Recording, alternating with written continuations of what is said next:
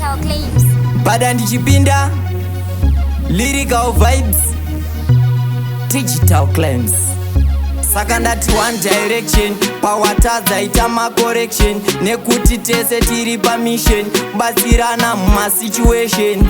Awacha ngoma pangu ndiyo wakaipanosagadza sechifuyo, murombo arove chinenguwo, ndinotoda zaruge masuwo. Ngoma pangu ndiyo wakaipanosagadza sechifuyo, murombo arove chinenguwo, ndinotoda zaruge masuwo. Vari kudzika midzi setsangadzi, ndiri kuvava kupfuura tsangamidzi, pawabata ukoyo pane tsikidzi, ndinoteerera zvinobva kuna mufudzi. Semukristu kunotova kava, ndiri kuvava kupfuura kava, ndichipinda vanovhara mukova, vana vadiki tovarova panhova. Ngoma pangu ndiyo wakaipanosagadza sechifuyo, murombo arove chinenguwo, ndinotoda zaruge masuwo. Ngoma pangu ndiyo wakaipanosagadza sechifuyo, murombo arove chinenguwo, ndinotoda zaruge masuwo. Vari kutisira mafeso muroti, vari kuda tisaende abroti, manje zvedu tinotemba nagoti,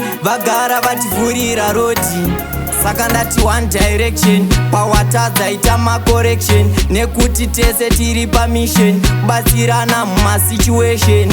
Awacha ngoma pangu ndiyo wakaipanosagadza sechifuyo, murombo arove chinenguwo, ndinotoda zaruge masuwo. Ngoma pangu ndiyo wakaipanosagadza sechifuyo, murombo arove chinenguwo, ndinotoda zaruge masuwo. Vari kudzika midzi setsangadzi, ndiri kuvava kupfuura tsangamidzi, pawabata ukoyo pane tsikidzi, ndinoteerera zvinobva kuna mufudzi. Semukristu kunotova kava, ndiri kuvava kupfuura kava, ndichipinda vanovhara mukova, vana vadiki tovarova panhova. Ngoma pangu ndiyo wakaipanosagadza sechifuyo, murombo arove chinenguwo, ndinotoda zaruge masuwo. Ngoma pangu ndiyo wakaipanosagadza sechifuyo, murombo arove chinenguwo, ndinotoda zaruge masuwo.